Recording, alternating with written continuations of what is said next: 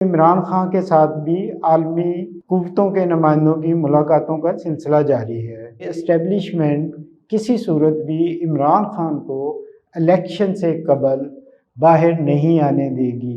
अस्सलाम वालेकुम, मैं हूँ इरशाद शेख। जैसे जैसे वक्त गुजर रहा है और इंतखाबात की डेट करीब आती जा रही है, इंतखाबी सरगर्मियों में भी तेज़ी आ रही है। यहाँ तक कि हस्बे रवायत जैसे माजी में पहले अमेरिका और बरतानिया हमारे इंतखाबी अमल में अपना असर व रसूख दिखाते थे, वो सिलसिला भी शुरू हो गया है। अमरीकी सफ़ीर डोनाल्ड ब्रूम और बरतानवी हाई कमिश्नर जैन मैरियट ने पाकिस्तानी सियासतदानों से मुलाकातों का सिलसिला शुरू कर दिया है। हमने माजी में देखा है कि इन मुलाकातों का मतलब और मकसद इलेक्शन के अमल को शफ़ाफ और गैर जानबदाराना बनाना नहीं होता, बल्कि अमेरिका ने हमेशा ये तासुर देने की कोशिश की है कि वो किस सियासी जमात की हमायत में है और वो किसे वज़ीर आज़म देखना चाहते हैं। कल की डोनाल्ड ब्रूम की मुलाकातों से भी यही ज़ाहिर हो रहा है कि अमेरिका भी यही चाहता है कि नवाज शरीफ चौथी दफ़ा वज़ीर आज़म बन जाएँ और नून लीग की हुकूमत बने।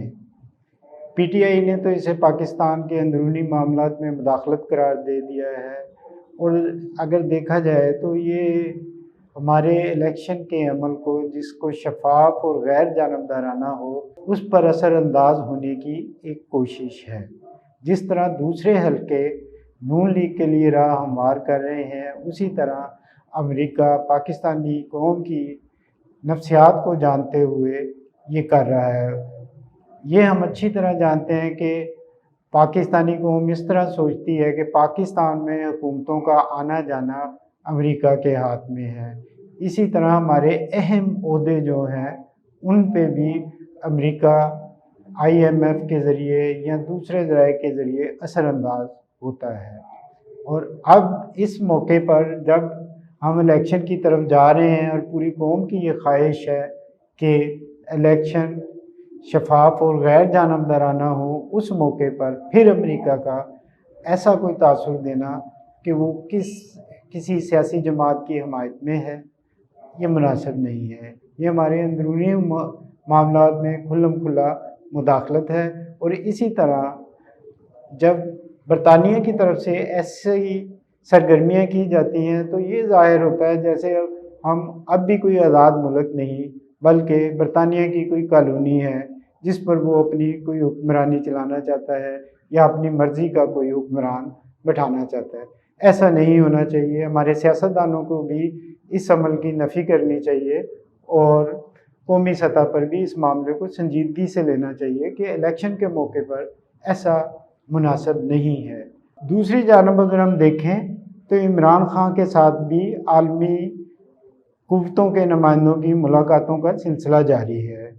वो गाहे बगाहे जेल में ही सही इमरान खान से मुलाकातें भी करते हैं और उनके पैगाम अपनी हुकूमतों तक भी पहुंचाते हैं कि उनसे क्या गुफ्तगू शनीद हुई। लेकिन इसके बावजूद कि आलमी कुव्वतें ये देखना चाहती हैं कि इमरान खान जेल से बाहर और अपनी इलेक्शन कैंपेन चलाएं, लेकिन उनके लिए भी ये इंतहाई मुश्किल है कि वो इस्टेब्लिशमेंट को ये यकीन दिला सकें कि इमरान खान उनसे जो वादे करेंगे वो पूरे करेंगे, क्योंकि इमरान खान अपनी ज़िद पर अड़ गए हैं और ये मुमकिन दिखाई नहीं देता कि इस्टेब्लिशमेंट जो उन्हें कुछ अरसे के लिए सियासत से दूर रखना चाहती है, पाकिस्तान से दूर रखना चाहती है, या पाकिस्तान में रहते हुए उनकी सियासी सरगर्मियों को इंतहाई महदूद रखना चाहती है, ताकि इलेक्शन में जो नताइज इस्टेब्लिशमेंट चाहती है वो नताइज वो ले सके।